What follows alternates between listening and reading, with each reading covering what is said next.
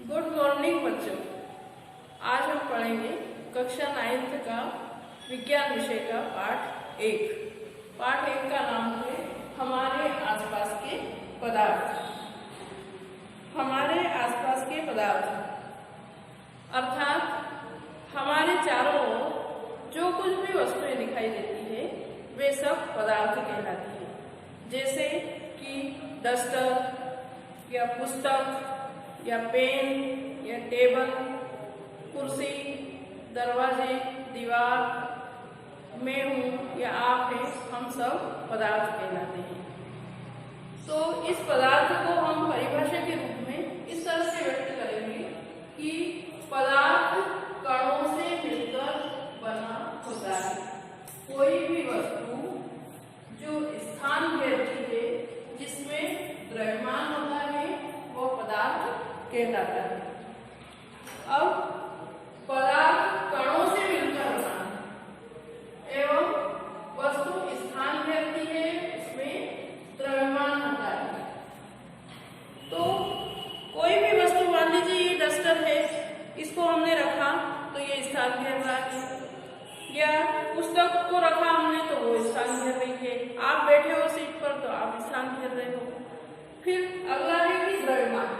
तो द्रव्यमान अर्थात उसमें कुछ ना कुछ थोड़ा वजन होता है, अर्थात वो वस्तु भरी हुई है। तो ये डस्टर में द्रव्यमान है, आप बैठे हो आप में द्रव्यमान है, ये टेबल रखी है टेबल में द्रव्यमान है। तो ये परिभाषा इससे हमें पता चलता है कि पदार्थ कणों से मिलकर बना है, वह स्थान घेरता है एवं उसमें द्रव्यमान होता है। द्रव्यमान को हम किलोग्राम में मापते हैं। द्रव्यमान मापने की इकाई किलोग्राम होती है। अब पदार्थ कणों से मिलकर बना है तो कणों के कुछ गुणधर्म होते हैं, कुछ विशेषताएं होती है कणों की। उसमें पहली विशेषता है पदार्थ के कणों के बीच रिक्त स्थान होता है। जो पदार्थ के कण होते हैं उनके बीच थोड़ा थोड़ा रिक्त स्थान होता है। दूसरी विशेषता है पदार्थ के कणों के बीच आकर्षण बल होता है। तीसरी विशेषता है पदार्थ के कण निरंतर गतिक अवस्था में रहते हैं। तो हम इन्हें कुछ उदाहरणों से समझेंगे। पहली विशेषता है कि पदार्थ के कणों के बीच रिक्त स्थान होता है। इसे समझने के लिए हम एक गिलास में पानी भरेंगे और उसे स्थिर टेबल पर रख देंगे। अब उस गिलास में हम 2 या 3 चम्मच नमक डालेंगे या हम शक्कर भी डाल सकते हैं। तो हम उसको घोलेंगे। अब उसमें नमक डालने से पहले हम उस गिलास का जो पानी का जो लेवल है उसका निशान लगा लेंगे। फिर नमक डालने के बाद हम उसे घोलेंगे तो हम देखते हैं कि नमक घुलने के बाद भी उसका जो लेवल है पानी का वो वही रहता है, उसमें कोई अंतर नहीं आता है। अर्थात जो पानी के कण थे उनके बीच में जो थोड़ा थोड़ा रिक्त स्थान था उसमें वो नमक के कण घुल मिल गए, वो उस रिक्त स्थानों में नमक के कण जाके समा गए, अर्थात पानी का लेवल वही का वही रहता है। दूसरी विशेषता है पदार्थ के कणों के बीच आकर्षण बल होता है। आकर्षण बल अर्थात कण एक दूसरे को अपनी ओर खींचते हैं, जो एक बल लगाते हैं वो उसके द्वारा वो चिपके रहते हैं। जैसे ये डस्टर है तो ये छोटे छोटे कणों से मिलकर बना है, तो इसके जो कण हैं वो आपस में एक दूसरे को जकड़े हुए हैं, इसलिए इसका आकार निश्चित है।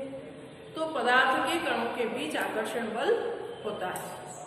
अगली विशेषता है पदार्थ के कण निरंतर गतिक अवस्था में रहते हैं। गतिक अवस्था, इसके लिए हम एक प्रयोग करेंगे कि एक गिलास में पानी लेंगे और उसे स्थिर टेबल पर रख देंगे और उस पानी के अंदर 2 या 3 बूंद ड्रॉपर की सहायता से स्याही की डालेंगे।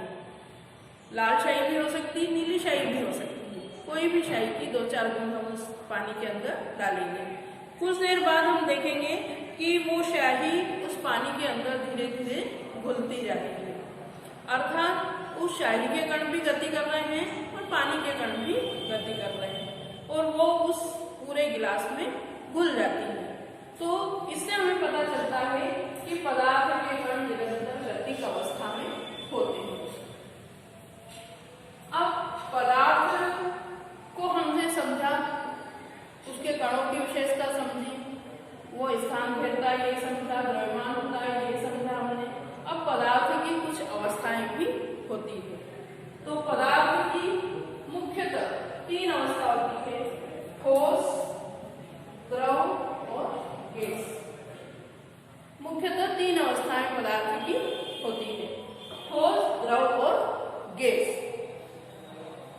इसको समझने के लिए हमने ये डायग्राम बनाया है। इसको आप देखेंगे कि ये ठोस अवस्था का है, ये द्रव अवस्था का है और ये गैस अवस्था का है।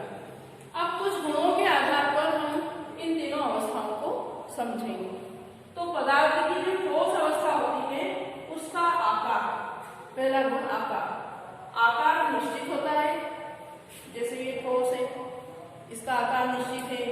ये ठोस है, आपका पेन ठोस है, आपका बैग ठोस है, मेज ठोस है, पुस्तक ठोस है या दीवार ठोस है, तो इनका आकार निश्चित है। दूसरी विशेषता है, गुण है आयतन, अर्थात आकार निश्चित है उसका, तो आयतन भी निश्चित है, अर्थात ये जो इसका आयतन है वो निश्चित है ना। फिर अगला गुण है विमाय, अर्थात इसकी जो कोरें होती है वो वैसी ही रहती है, उसमें कोई परिवर्तन नहीं होता है कि वो तिरछी हो गई या कोई टेढ़ी मेढ़ी हो गई, है ना, ऐसा कुछ इसमें परिवर्तन ठोसों में नहीं होता है।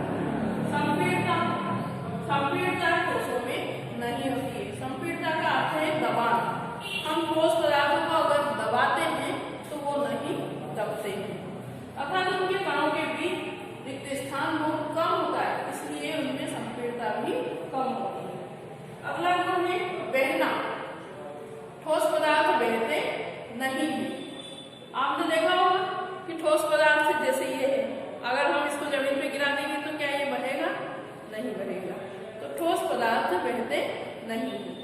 इसी प्रकार द्रव अवस्था, देख रहे हैं ना, कणों के बीच थोड़ा थोड़ा रिक्त स्थान है कि जो द्रव अवस्था होती है उसमें कणों के बीच थोड़ा थोड़ा सा रिक्त स्थान होता है। तो इसको भी इन्हीं गुणों के आधार पर समझेंगे कि आकार, द्रव का आकार अनिश्चित होता है। जैसे आप पानी लेंगे या दूध लेंगे तो उसको आप गिलास में भरेंगे तो गिलास के आकार का हो जाएगा, कप में भरेंगे तो कप के आकार का हो जाएगा, तपेली में भरेंगे तो तपेली के आकार का हो जाएगा, अर्थात द्रव का आकार अनिश्चित होता है। फिर है अगला आयतन, द्रव का आयतन निश्चित होता है, अर्थात 1 लीटर दूध होगा तो 1 लीटर ही रहेगा, चाहे उसको तपेली में भरे आप, चाहे उसको लोटे में भरे, चाहे गिलास में भरे, आयतन उसका निश्चित रहेगा। विमाएं इसकी निश्चित नहीं होती, क्योंकि द्रव पदार्थ अगर आप नीचे द्रव गिर गया, मान लीजिए आपका कोई पानी का गिलास नीचे गिर जाता है तो वो पानी बहने लगता है, ये ऊंचे तल से नीचे तल की ओर बहता है। द्रव पदार्थ पानी हो सकता है, दूध हो सकता है, तेल हो सकता है, तो इनकी विमाएं निश्चित नहीं होती। फिर संपीड़ता, द्रव को हम कुछ हद तक दबा सकते हैं, इसमें संपीड़ता कुछ कम होती है, गैस की अपेक्षा कुछ कम होती है और ठोस की अपेक्षा कुछ अधिक होती है, तो कुछ हद तक इसमें संपीड़ता का गुण होता है।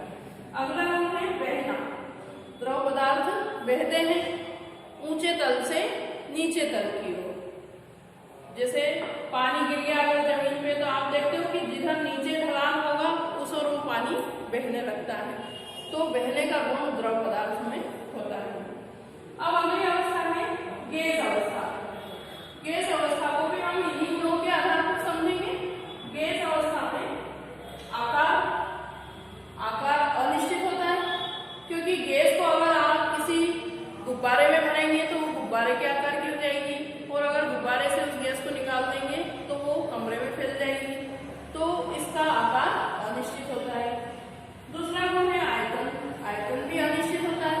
अगर आप कमरे में कहीं अगरबत्ती जलाते हैं तो उसकी खुशबू पूरे कमरे में